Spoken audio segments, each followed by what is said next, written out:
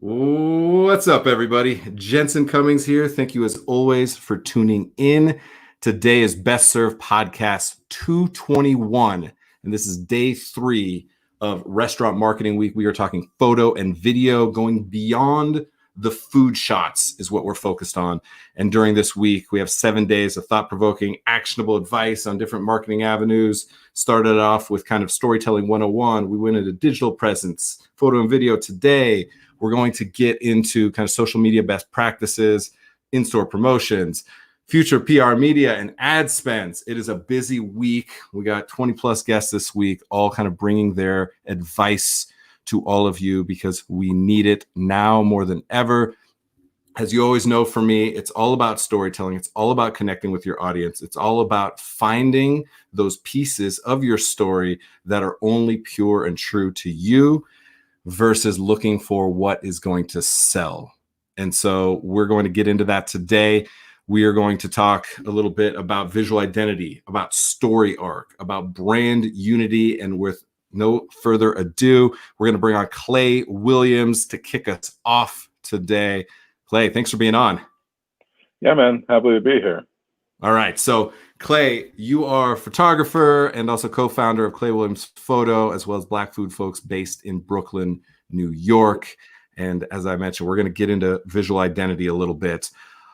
Right. Paint the picture for us, because the medium of photography, it's so easy to just look for the glossy, the sexy, the thing that's going to get, that looks like the thing on Bon Appetit magazine. Yet being authentic and true to yourself and finding that story and then being able to capture that is what's really key. So kind of lay the groundwork of the thinking and the approach that you have as a photographer when you work with brands and actually finding and pulling at that thread.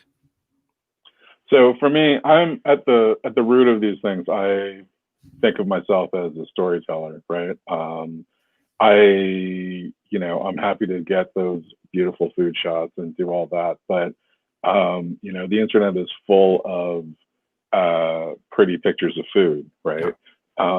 Knowing one burger versus another, if it's just a picture of a burger, how do they know that's yours? How do they know that's your space? So to me, when I'm working with, whether it's for an editorial client or for a restaurant client, I want to be able to have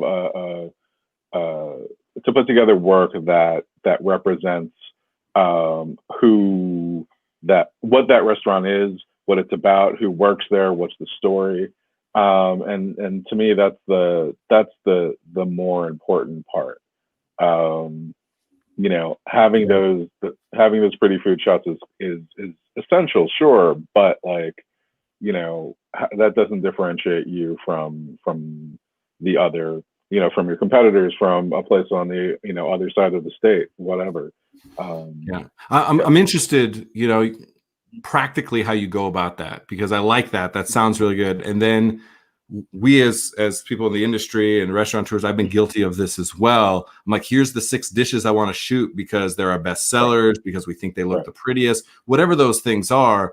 And we've spent a lot of time cultivating that story, yet we go very transactional at that moment and say, these look the prettiest. And because we think that's what we're supposed to do. What's the process if I come to you and say that, which a lot of people are? How do you take me back?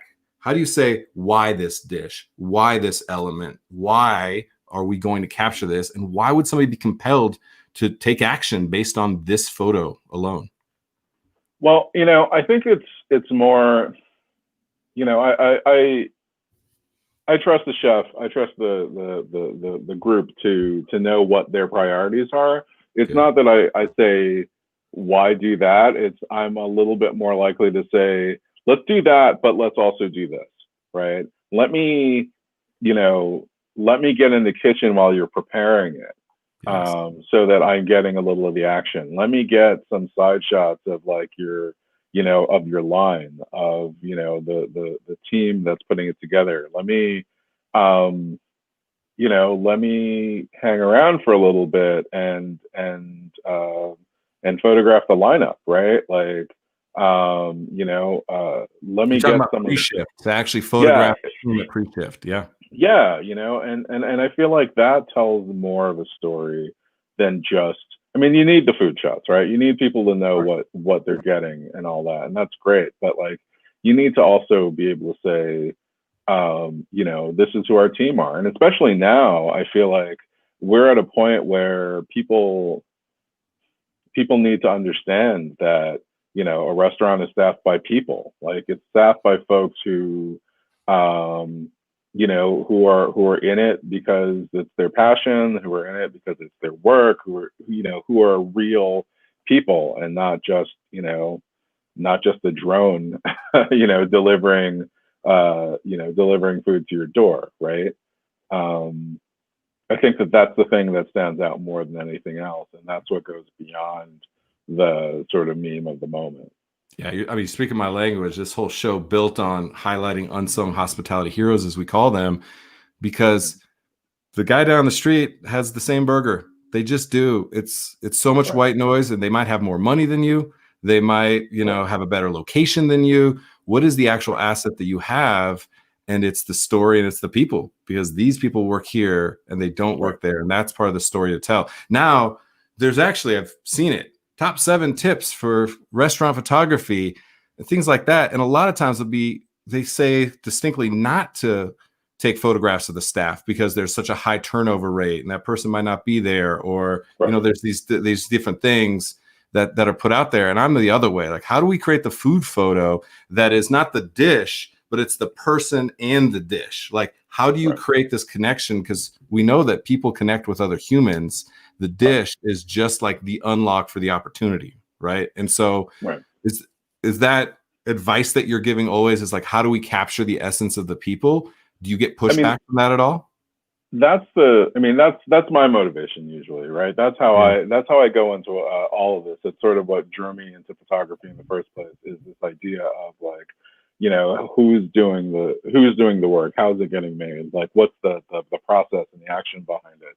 I mean, I understand the business reasons why maybe you don't want to have staff that might turn over, but like, in your promotional pictures on your Instagram or whatever. But like, if you're asking your audience, if you're asking your fans to commit to your restaurant at a time when restaurants might not survive, then you should be willing to commit to, like, having your staff be a part of your identity, right? Like, restaurants are in a crisis point right now, and the folks who are going to save it are the people who are in that staff. And so, it's going to be their stories as much as the chef's stories that keep people coming back. Yeah. And that is for us what visual identity means. It's your brand's ability through visual mediums to communicate what you stand for. And that a big part is you are building community, right? We talk about that. The team, we talk about that. We're a family. We talk about that. This is an opportunity to actually take action and show that and prove that as part of the core philosophy of your brand, which I think is really, really important. Kind of last thought on that as we kind of wrap up a little bit. It's challenging in restaurants to shoot people in action. Specific tips. There's a lot of photographers that are shooting restaurants. Let's get a little granular for people. I want the people shots more than the food shots. I think there's lots of ways to shoot the food. The people, which I think you do really well. Any trick or tip that you have for photographers that are shooting restaurants to capture people? Embrace the action, embrace the motion, like, be okay with something being blurred or whatever. You're not, I tend to think of myself more of a documentary style. So I'm not looking for a pristine pose shot. I'm thinking I want to get that, like, that action, the motion, the cutting, the passing, right? Like, I want to get that as real as possible. Yeah, I like that. I like the blur. It creates motion in a still image. It creates a little bit of intensity, because restaurants they're intense. There's action, there's excitement. So I really appreciate it. Clay, so grateful for you speaking with us, the work that you do. I just like the lens that you're looking at restaurants, food, hospitality. And so I appreciate you sharing with us. Thanks, man. I'm glad to be here. Cheers. All right, Clay. Take care. Have a great day. You too. Cheers. All right. So as Clay said, it's really about capturing the essence, whatever the truest essence that you have is going to be the most important. So yeah, let's keep going with day 3 of this. Going beyond the food shots is so critical. And we're going to talk now from going from the still to the motion. Video is so hot right now. It is so fundamental for you to be able to tell your story through a motion medium. I think this is interesting because restaurants are in motion. So the idea of capturing a moment or a person or an action on still is one thing. To be able to then tell a story through film is very important as well. So we're going to bring in Matt Wong here to speak with us. Matt, thanks for being on. How's it going? Thanks for having me. It's going great. My energy is always high when I get to do this show, and especially because we have 3 guests today talking about important stuff to me. You know, my brain works like a filmmaker. I'm always thinking about the way that we tell stories, the way that we connect dots, the way that we include so many different people with different motivations, different stories within the story, all of those things. And I think video is such an amazing medium to be able to tell that story. And so obviously something that you really focus with at Graftable there in Atlanta, Georgia. So for us, I want to get both the thinking and I also want to get some of the practical approach. When you're telling a story, when you're going into a brand, same kind of thing we talked about with Clay, not just capturing these 6 things and then getting some B-roll and getting the establishing outdoor shot and mashing it together, actually telling a story. Take us there. What's your approach? Yeah, so I mean, like, just to give you an example, when we started getting into the COVID situation, you were seeing one commercial after another getting very similar with the piano music coming in and kind of a narrative voice saying, we're in a tough time right now, but we're all together. And it gets to a point where it's very templated and people see through that and start to mock it. So it's really important to create, like you talked about with other guests, the brand identity, authenticity.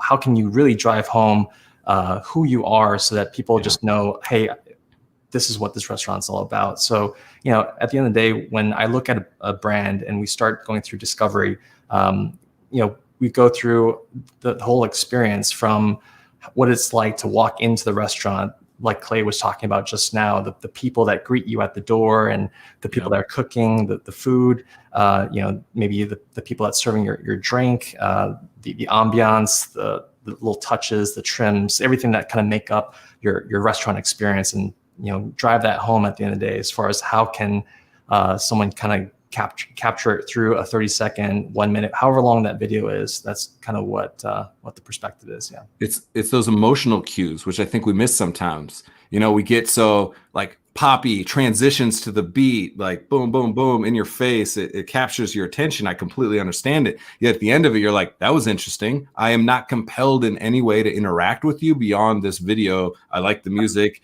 and it popped and it had cool colors and it threw some words up at the screen. Fine. I was entertained for 30 seconds or a minute. Yet I'm not compelled to do the next thing. What's the next thing is go and see that host, go and interact in the way because you were compelled to do so. So let's actually talk about the individual shots, because the theory of it, I understand, and I hope it breaks through for a lot of people. Let's actually talk about that. Your approach now, those things that you mentioned, the host and the different things.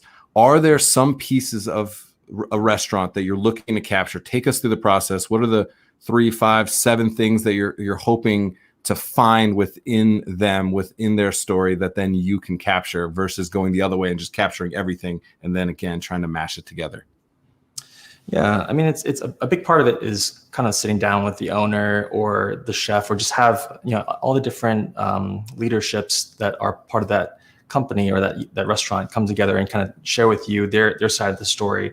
And sometimes it's even interesting to kind of just get a single profile. I know you talked about how there are high turnover rates, and I think that's fine.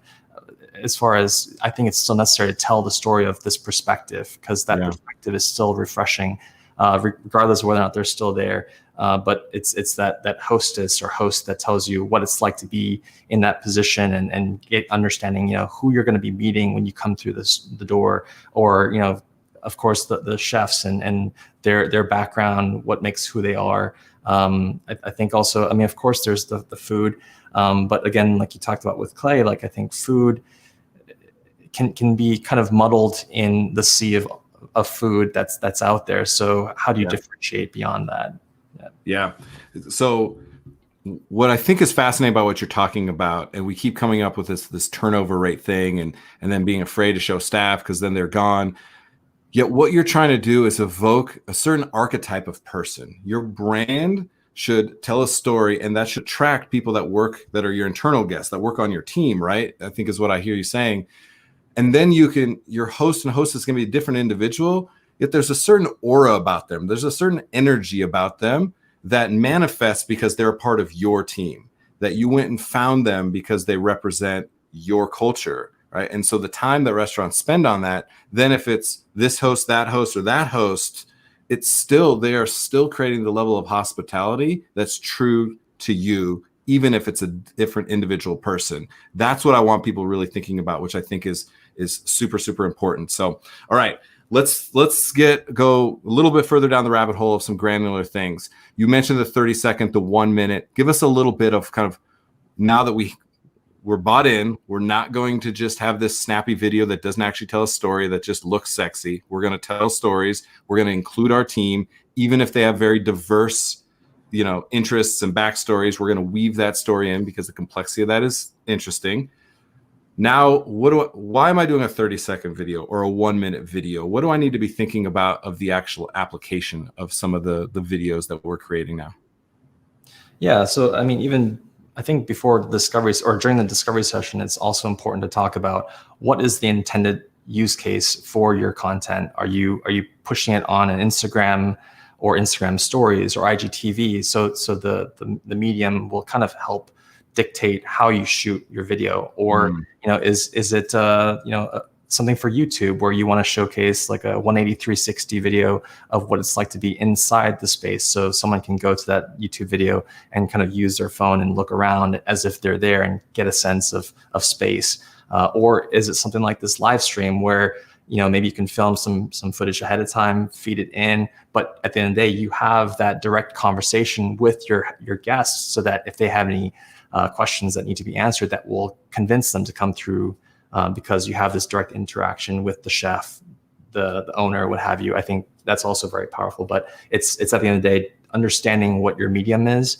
and then from there you can kind of determine, okay, how am I going to wrap the content around this platform that the content's intended to be showcased on. Matt, I really, really like that. I want to hover on that for a moment because I think that's something that's missed. The goal and the intent of the piece of content that you're creating, of the story that you're telling, needs to be something that's like fundamental to the way that you interact. We're very good at that when we have butts and seats. We're really good at navigating people, taking them through the whole journey, asking them questions, finding out how to maximize the opportunity you have to create an amazing experience. And then there's a switch somewhere. And again, I've been guilty of this where I'm like, I go transactional. I'm like, this thing looks good, this thing looks good, this thing looks good. And that's what I want to showcase, because maybe there's insecurity about the full depth of the story, or we think these mundane things don't matter, or we don't want to show off our people for the reasons that we've highlighted. I think the intent and the purpose of it really, really matters, because then you can create a multitude of different styles of content that articulate different parts of your message. But it's like we're trying to hit this perfect grand slam with this one video that is going to change the way that people perceive us, and then put so many butts and seats that all of a sudden we're going to drive revenue through the roof. And that's not necessarily the case. This is an ongoing dialogue you're having with your people, having with your audience, cultivating that audience internally and externally as well. And so take me there a little bit more. What's the unlock? Because it feels like you kind of sometimes have to romance them a little bit to get them to that place, because we're not in that mindset when we're bringing somebody in for video necessarily, for photo necessarily. So is there any parts of the tactic to actually get restaurateurs to understand the value of that? Yeah, I mean, I think you have to kind of think of it in a marketer's sense. And maybe this is something where you work with their marketing director or their brand manager or PR team to kind of drive home that, this is not just one video. This is a campaign. It could be a photograph mixed with some copy that's also, maybe multiple clips that make up a whole series. Mm-hmm. And, it all builds up over time, because, the story is not just a quick 30 seconds. You can't capture any story within 30 seconds that is worth telling.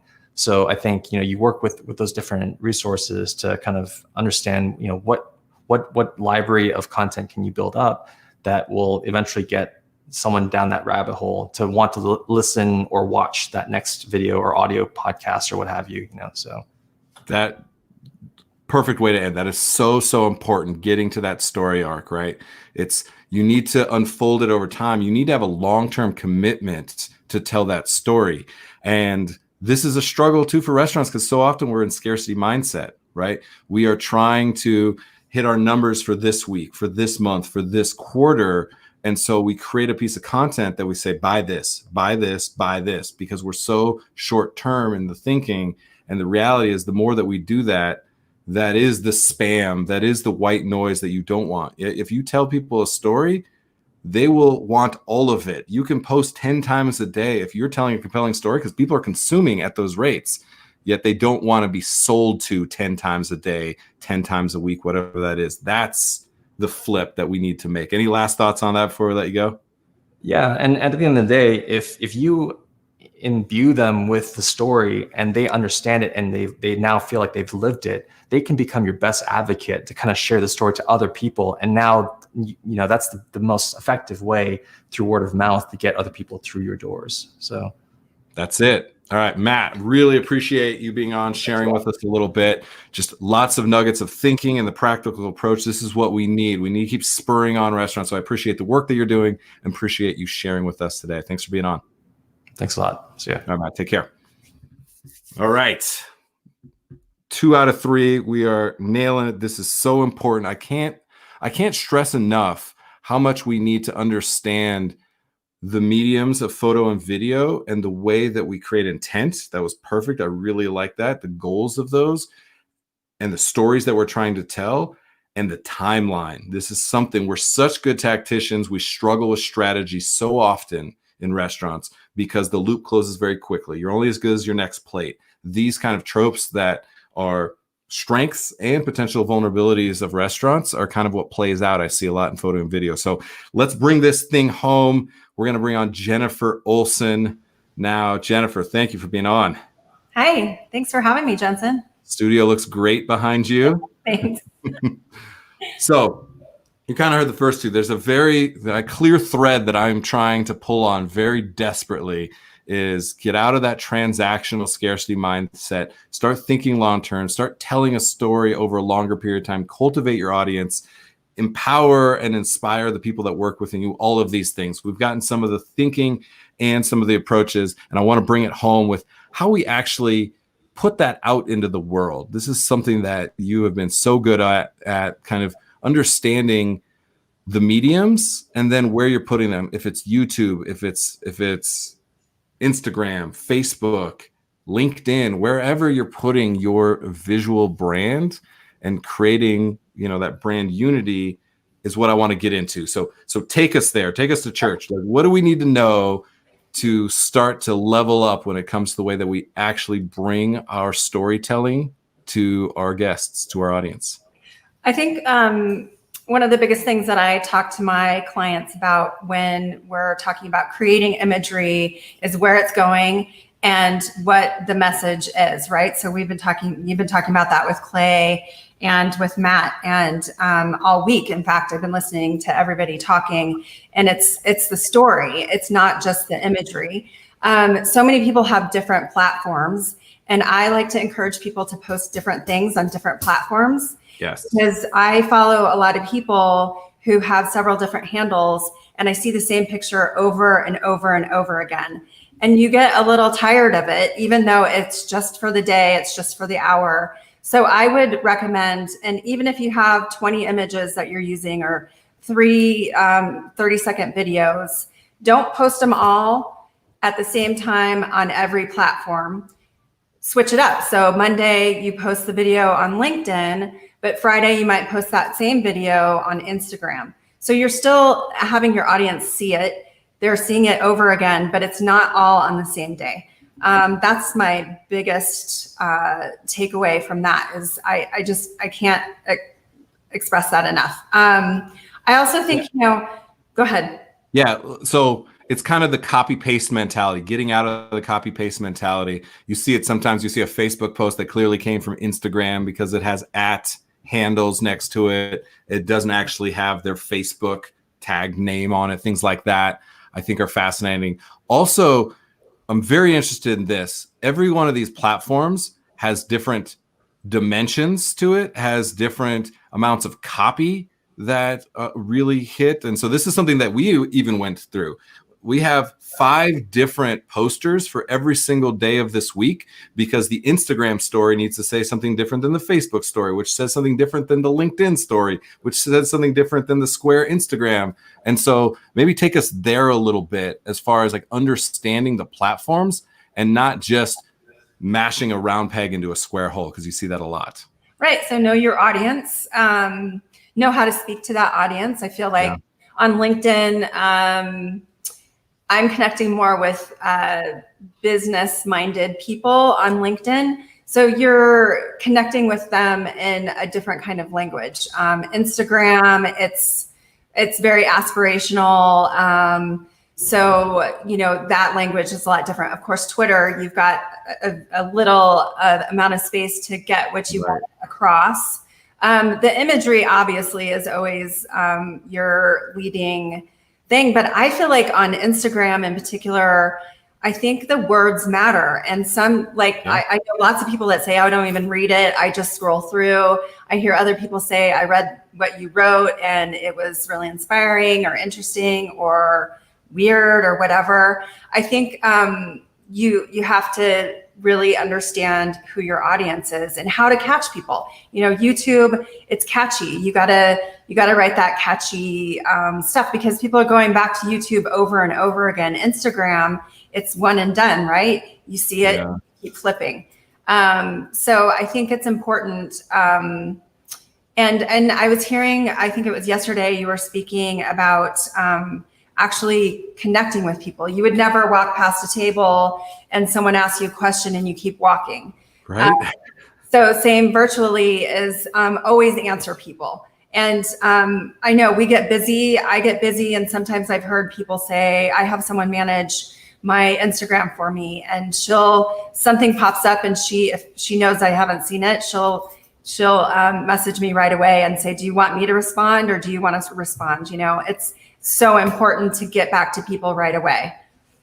Yeah, it is not a place to post. It is a place for engagement. The post, the picture, the video is the opportunity for the unlock to engage and start a conversation. That's what it is. I think we have it backwards on what social media actually is. It's not the photo. The photo is purely the opportunity to start a conversation with somebody. It is the icebreaker. It is allowing them to kind of see part of you and say, I'm interested in that, and then dig deeper and deeper, which is why the longer play of the story is important. And the audience is super key. I think about this. You mentioned LinkedIn a little bit. Restaurant people don't think they should be on LinkedIn. Like, you should absolutely be on LinkedIn. Imagine how many people on there are purchasing for their whole office, which is a little wonky right now, I know. But connecting in that medium, as it's become more about storytelling and not just a job board, I think is a huge opportunity. TikTok, we're going to talk about that. I don't want to get in that now, but TikTok is a whole nother opportunity for people as well. So understanding the audience and the medium is so important. So how do we take that to the next level? Look, speaking to restaurants specifically, what are the types of things that you want to see on Instagram? What are the types of things that you want to see on Facebook? Give us a little bit of a blueprint of what we should be putting where, because we don't know. We just have this video. We paid $2,500 for this video. I'm going to put it everywhere. Well, it doesn't fit here. It doesn't fit on IGTV. It doesn't fit here. We didn't have Matt actually spend the time to put it into multiple formats. So that's in a square, that it's vertical, that it's horizontal. So what do you want to see in what platforms? Where are you focused on for restaurants right now?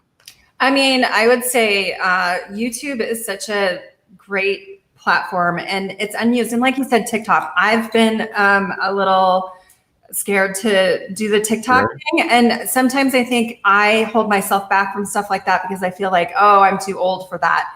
But I think that people are on there and they're watching it, and people of all ages, types, genders, everything, they're logging in to see what's going on. So that's a really good point, because it drives me crazy when I'm on Instagram and I see a beautiful video cut into a square when it was, and so much of it gets cut off. And, in fact, I was shooting today and we were shooting all square. And every time I showed the photo, it's really wide, but I'm like, remember, we have to crop it so it's a square. So, obviously, I think Facebook and YouTube are great for videos. The stills are Instagram. And I've been shooting a lot with my clients, and I just shoot really wide so that they can, I just had a client in different ways. Yes. Yeah. And I give them I'll crop some of them and send them just as FPOs so they can see how I cropped them. But then I send them the full frame so they can do squares on Instagram. They can do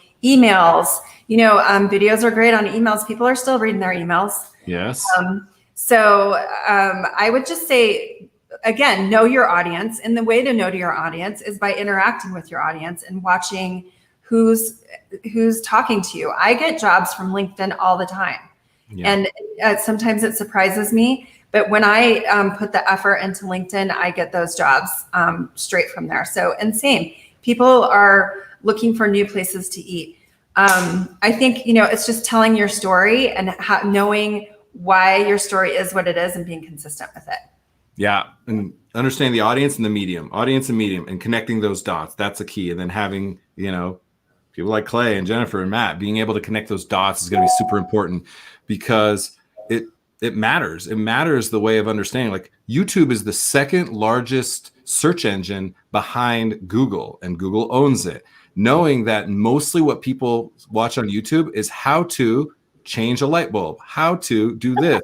So thinking about that, and all of a sudden I'm titling how to make grandma's fried rice. I don't know. That's more likely to get searched than other things. So understand the medium and then connecting that story, because it's grandma's fried rice, and grandma's fried rice is the best fried rice, right? That's the story that you're trying to tell, and you're understanding the medium. I think that is so important. And once again, it brings up what you're talking about is brand unity, right? It's not doing the same thing everywhere. It's having consistency in the way that people are interacting with you, yet you're doing it in slightly different ways. And those nuance, from what I hear you saying, that really matters. I mean, take us home. Like, the nuance matters in that it's the same video, yet even just a little bit of a different crop and a little bit of a different copy to you, it makes all the difference.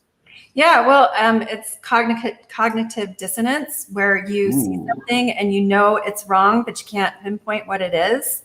I talk about that all the time when I'm shooting with clients. It's like I always say that I'm really into the details. And I've even had some of my friends who are art directors say, Jen, okay, we're good. Stop fussing over it. But details are important to me, and I notice those things. And you just know when something's wrong. You walk into a restaurant and you can sense that something's wrong. So I think your messaging has to be consistent. So you can't one day have, iPhone photos. The next day you decide you have a budget to hire a photographer, and they're starting to photograph stuff in a very specific style. Then you hire a videographer that's not, you need to communicate what your message and your style is to everyone who's on board, your PR team, your photography team, your video team. And your voice has to be the same too, right? You can't, while you're curating your voice for different platforms, it still has to be from your heart, right? So it's for me, it's cohesion, because that to me is cognitive dissonance, where you're not, it just doesn't make sense. I also think that when you're telling your story, and I look at my Instagram this way too, it's like, it's not a catalog of just pretty food photos after pretty food photo after pretty food photo. That's all exactly the same.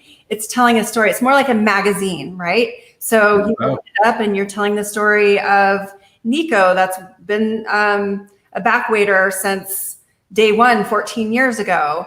I love Nico, my favorite person, the most important person. Right.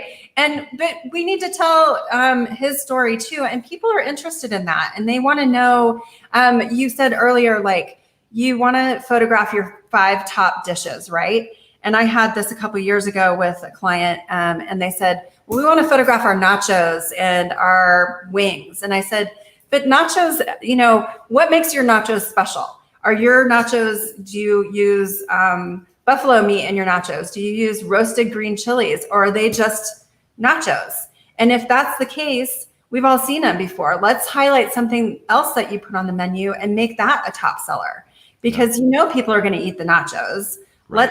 Let's talk about your story and why you have what you have on your menu, not because you have nachos because they sell well.